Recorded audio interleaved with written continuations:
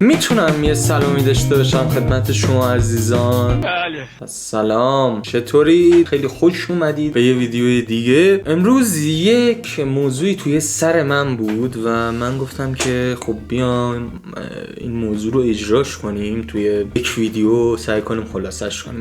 من الان کارم چیه؟ من دارم سعی میکنم ویدیو درست کنم، درسته؟ خب تا بقیه ببینن و اینا. خب قاعدتا خب شرکت‌های بزرگ در ابعاد بزرگتر اینا رو انجام میدن و میشه فیلم سینمایی. خب اوکی فیلم سینمایی چیش جذابه؟ بازیگرای خوب، داستانه. خب حالا ما با داستان کاری نداریم.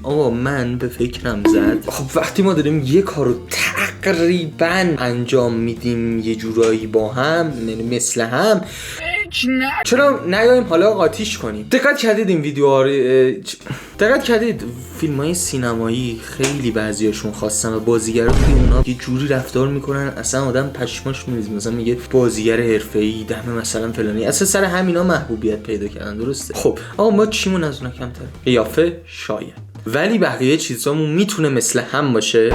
پس امروز من میخوام ما با هم بریم سکانس های جذاب فیلم ها، عصبانیت، گریه کردن، تمام اینا رو با هم بریم. یعنی من میرم، شما میبینید و به بهترینش میخوام تو کامنت ها نظر بدید. خلاصه به بهترینش نمره بدید. بعدها اگه ویدیو خوبی دراد، بعدها در زمینه های فیلم های دیگه، سکانس های دیگه، موضوعات دیگه، اخلاقیات دیگه، افراد دیگه، بازیگرای ایرانی، میم ها و کلی میشه ازش کانتنت در آورد. خلاصه اگه ویدیوی خوبی، من توی یوتیوب اولین چیزی که سرچ کردم انگر این سینما بود.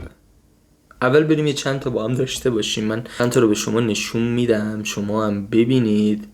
سعی میکنم دوبله فارسیشو برم، یا اگه نفهمیدم چیزی ازش خب عین خود کلماتشو میدم که میدمش. اولین ویدیو میرسه به ببینم It hasn't been a fucking week. Not there. The fucking rescuer. Do you understand that? Me, not you. Not you, but me. خب اینو شاید بشه. Forgive me for not going home to have a good night's rest. And why did you look for my fucking daughter rather than fucking... خب ما باید به یه چیزی ضربه بزنیم دیگه. اسم بازیگرش هیو جکمن، سکانسی از هیو جکمن عزیز. میخوایم بریم این سکانس. البته اینو شاید نتونم برم. نمیتونم، من شاید اصلا نتونم. بذار یه دونه چیزی میدیم اگه خیلی کرینج شد اصلا اینجاشو نمیذارم. بذار بچه امیدوارم از اینجا صدای منو داشته باشید. من میترسم صدا بد بیاد اگه بخوام مثلا بکوبم رو میزی چیزی. نذار اگه خیلی کرینج شد. دارم از الان بهت هشدار میدم، از همه چی نمیشه کانتنت در آورد. نذارش. پس ببخش اگه من نمیتونم برم خونه. میریم سراغ بعدیش. اصلا از اول دیگه الان انگار هیچ نرفت. به رایان گاسلینگ ایتس می. میخوام اکت خودم براتون برم. خب ما چیزی رو نمیشکنیم ولی اینو شاید بشه رفت. بریم میگیری ضبط. بریم. خدا لعنت کنه. ویدیو بعدی رو میریم. بچه‌ها منو ببخشید خیلی این ویدیو قراره کرینج باشه ولی خب دیگه یه سکانسی پیدا کردم. این خیلی خوبه. این بازیگرش اسمش یادم نمیاد.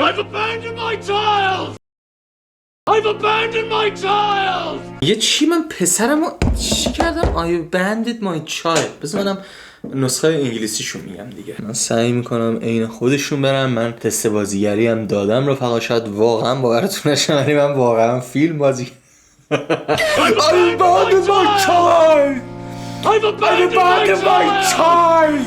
I've abandoned my boy.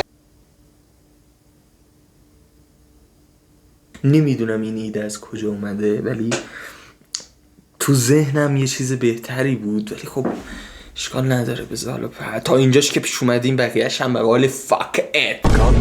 Fucking everything. خب این آسون. یاسونه من مونده بود به همه چیز برسم. Get the fuck out. Colonel Jessup, did you order the code red? You don't have to answer that question. I'll answer the question. 3 نفرن، ما چجوری میتونیم 3 نفر رو هندل کنیم؟ چجوری برمش؟ من اینجام، من چیزم وسطم، بعد دوربین و مایکم هم این بره، چجوری اینو برم؟ آره مثلا نشستم بعد الان مثلا آقای جنرال کانر،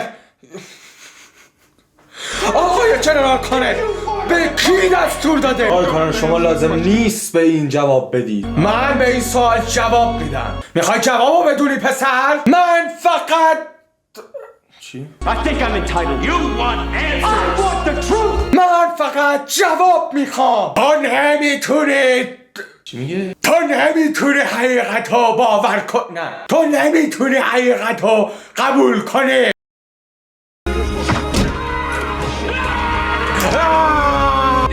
من اینجا این ویدیو رو میتونم خوب I'm the برم. man up in this piece. خیلی هرس میخوره. شما میخواید به من بگید؟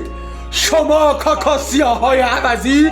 من اینجا رئیسم. من میگم اینجا چه خبره؟ این ایده وحشتناکترین ایده ای بود که واقعا یه نفر میتونست انجام بده، ولی جدی میشه سکانس های چیز رو در آورد. وای خدا خیلی الان احساس کرینچی دارم، خیلی الان یه حس تنفر بهم از خودم دست داده تا این حد، ولی میشه ازش یه چیزی در آورد. میشه من هر چیزی بتونم فکر کنم یه ویدیوی 2 دقیقه‌ای بشه. اصلا الان کلا ولش کن. اصلا دوست ندارم سینمایی‌های دیگر رو اصلا برم، دوست ندارم هالیوود و خلاق‌تر از این چیزی بکنم که الان کردم. لایک کنید واسه ویدیوهای، البته ولش کن اصلا این شتو اصلا لایک نکنید، اصلا ول کن، فقط ببینید بره، ولش کن.